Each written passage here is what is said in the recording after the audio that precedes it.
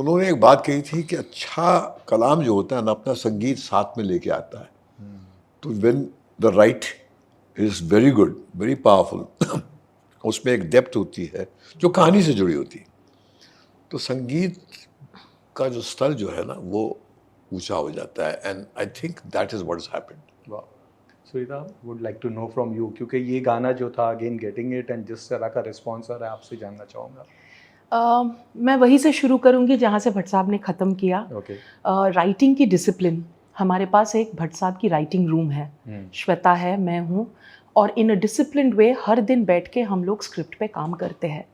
और इस स्क्रिप्ट पे काम करने के वजह से ही हमको सॉन्ग सिचुएशंस और सॉन्ग का टोन एंड टेनर क्या होगा ये मालूम पड़ता है।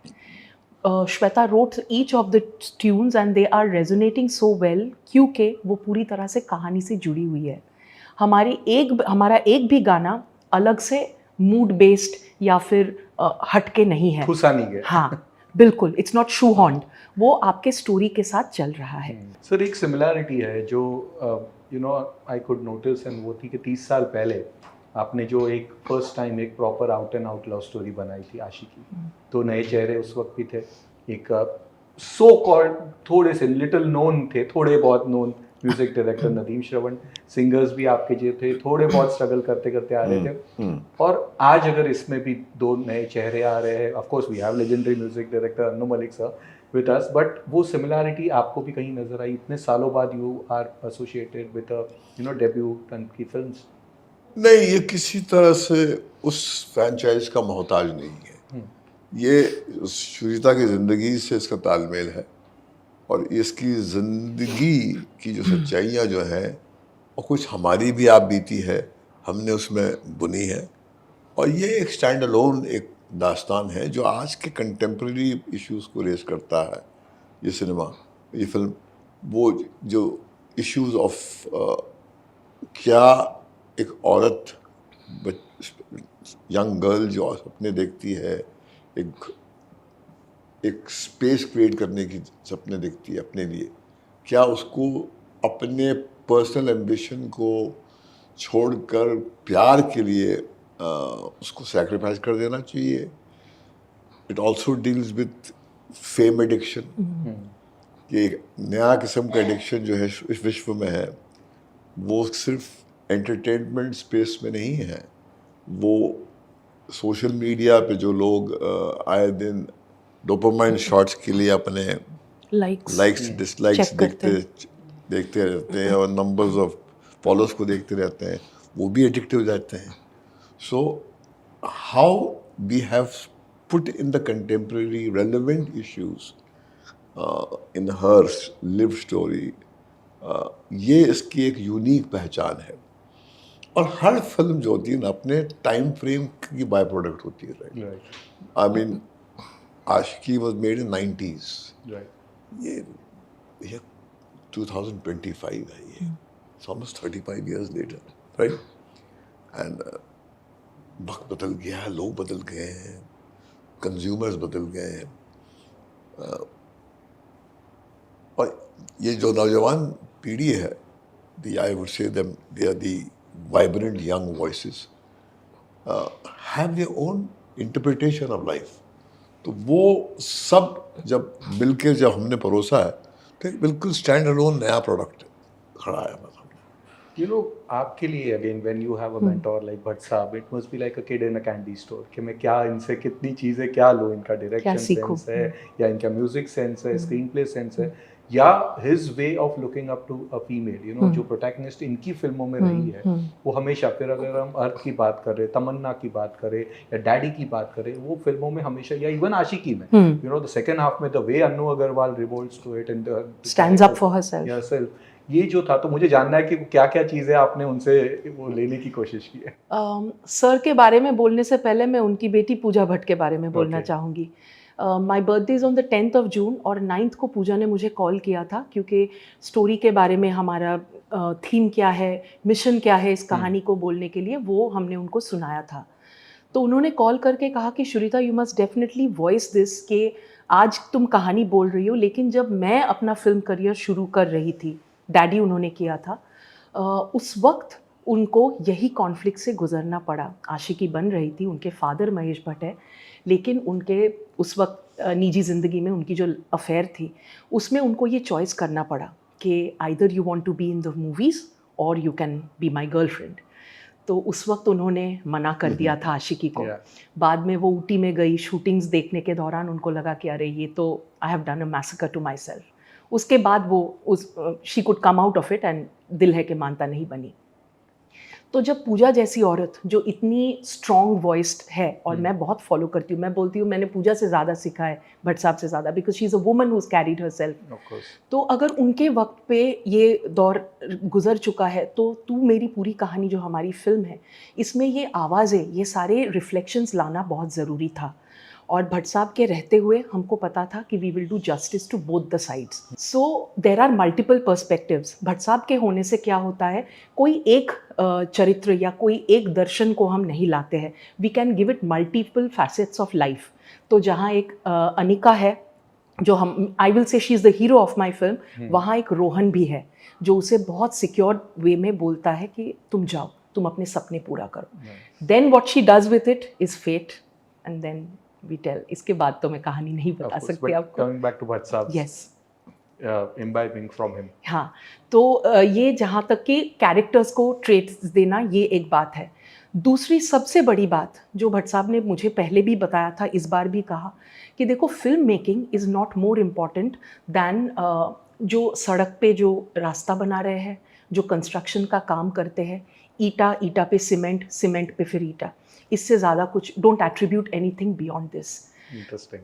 और ये प्रोफेशन, क्योंकि इसका कोई फिक्स्ड होराइजन नहीं है, इसका कोई थमने का भी कुछ नहीं है, और कोई फिक्स्ड आपके पास कोई डेटा या किसी भी तरह आपको कोई गारंटी खरीद के नहीं दे सकता। तो ये लेसन मुझे लगता है सबसे ज़्यादा ज़रूरी है।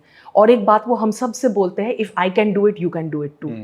तो अपने ज़िंदगी के कैसे 16 साल की उम्र में उन्होंने काम शुरू किया, कभी एयर फ्रेशनर्स बेचे, कभी टर्नर एंड फिटर जैसे किसी कंपनी में जाके मैकेनिकल काम किए।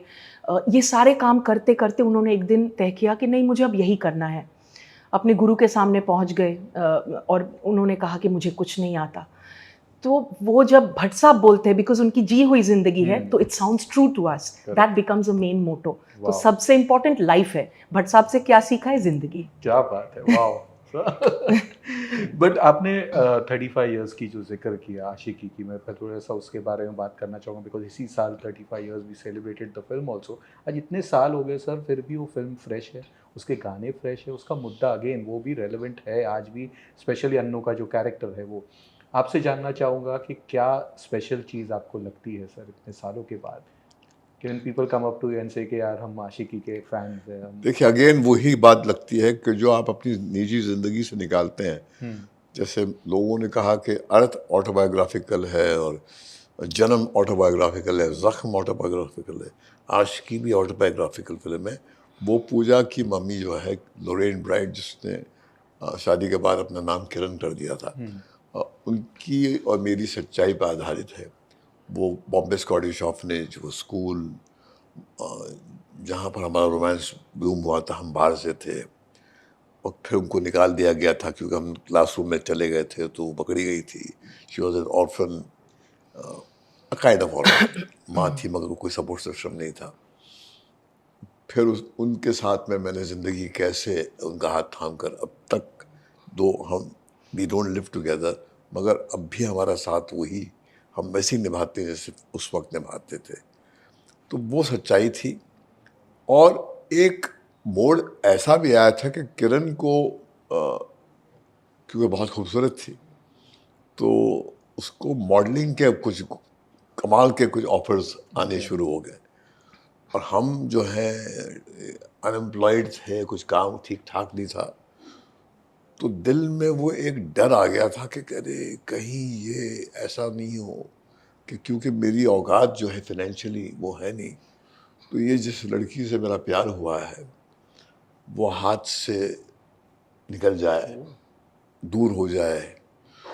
तो जहन में रह रह के वो डर जो है आ ही जाता था। तो वो उस एहसास को आदमी प्यार करता है, बड़ा टेरिटोरियल हो जाता है। और जब वो कुछ नहीं होता है तो ज़्यादा टेरिटोरियल हो जाता है। तो उस दौर से हम गुजरे हैं, तो वो हमने वो दर्शाया है। और मगर वो कैरेक्टर जो हमने सबसे अच्छा उसमें क्रिएट किया था वो रीमा लागू का किया था, Yeah. जो कहती है काम करना नहीं छोड़ना, क्योंकि तुम पे प्रेशर डालेगा और अगर तुमको वाकई उसको हेल्प करना है तो उसको जलने दो, तड़पने दो, क्योंकि ये हमने देखा है अपनी ज़िंदगी में, इसने भी देखा है कि वही कि हमारा जिसका जो सबसे बुरा वक्त होता है ना, उसको अगर आप बहुत ही ब्रेवली कन्फ्रंट करें तो उसके अंदर ही आपका भविष्य जो है छुपा हुआ होता है। एंड वो जो बोलते हैं ना हार्शेस्ट विंटर में ही कहीं पर उसकी कोख में द समर इज हिडन, तो वो आग जो है वहाँ पर उसका जन्म होता है। तो वो जो राहुल के कैरेक्टर के साथ में उसका दर्द से रिश्ता जुड़ता है। एंड वो हमारी ज़िंदगी में घटा था, तो वो हमने ट्रांसपोर्ट कर दिया, इसलिए वो आज भी 35 साल बाद आप उसका जिक्र कर रहे हैं, क्योंकि जब जिया हुआ सच होता है, जैसे इसमें तू मेरी पूरी कहानी में इसका जिया हुआ सच है, मेरा कुछ जिया हुआ सच है। और वो यकीनन ऑडियंस को आज ही नहीं, 10 साल बाद, 20 साल बाद, 30 साल बाद छुएगा, क्योंकि that's the fact about life के सच्चाई, सच जो है कभी उस पर झुर्रियाँ नहीं पड़ती। यू नो अन्नू मलिक के साथ इस फिल्म में आपका कोलैब है, तो first film, correct me if I am wrong, was Awaargi. वहाँ से आपकी शुरुआत एक नहीं, हुई थी। फिर तेरी कहानी याद आई। आवारगी वाज 89, नहीं, आवारगी वाज आफ्टर दैट, नहीं 89 90 शायद। Was it? I don't know. I think first collab was that. फिर तेरी कहानी वाज वेयर समथिंग। मेरा वही सवाल था कि वहाँ से लेकर कारतूस तक उन्होंने आपके साथ काम किया, फिर उसके बाद मर्डर एंड जहर जैसी फिल्मों में भी एसोसिएशन था।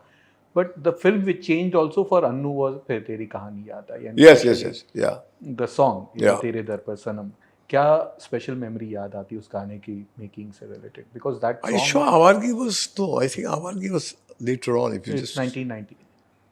must be after फिर तेरी कहानी, क्योंकि अब मुझे याद है कि 80s में मेरी काश नाम के बाद काश थी, काश के बाद ठिकाना थी। सेम ना ठिकाना और आवारगी सेम, अनिल कपूर। नहीं, बट इट वाज ठिकाना did not have the That music, was कल्याण जी। कल्याण जी भाई, correct. Correct. And then I had Daddy 89. Then I had Aashiqui. Then I had दिल है कमान तेरी सड़क। And उसके बाद में वो आई थी फिर तेरी कहानी याद तो आई, आवारगी उसके और पहले आ उसके बाद में आवारगी आई थी। Okay. That's what my memory says.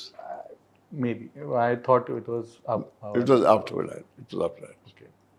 तो coming back to फिर तेरी कहानी है याद आई का वो song and that creation of that song, आज भी वो गाना इतना फ्रेश लगता है सर। राइटिंग अगेन, जैसे मैं बार बार कहता हूँ कि श्वेता बोथरा जो है उसने इस अन्नू मलिक के संगीत को नया किया है, क्योंकि जब शब्द नए होते हैं, जैसे कदीर शफाई साहब ने जो अपना कलाम गिफ्ट किया अन्नू को, क्योंकि वो सरदार मलिक साहब से बहुत प्रभावित थे, उससे बहुत प्यार करते थे, तो वो that was the foundation on which he created his new beginning. But sir, again I'll go back to 1990 and connect with this because एक बहुत again एक और सिमिलैरिटी है कि वो दौर जो था लेट 80s का, जब सिर्फ एक्शन फिल्में, ग्रैंड फिल्में, मारधाड़ वाली साउथ वाली फिल्में बन रही थी, 2-3 फिल्मों ने आके वो एक चेंज किया था। मैंने प्यार किया, क़यामत से क़यामत तक एंड आशिकी। इन तीनों फिल्मों के बाद एक पूरा 90s का म्यूजिकल दौर की शुरुआत हुई थी। Even the biggest of the directors, because of the superstar started, you know, उनकी फिल्में नहीं चल रही थी और न्यू कमर्स की फिल्में, म्यूजिकल फिल्में चल रही थी। आज भी हम उसी दौर से गुजर रहे हैं। अगर आप देखेंगे तो पिछले साल तक it was all the big budget movies and grand movies and south movies, but इस साल लाइफ इन जो मेट्रो इन दिनों में जो म्यूज़िक आया,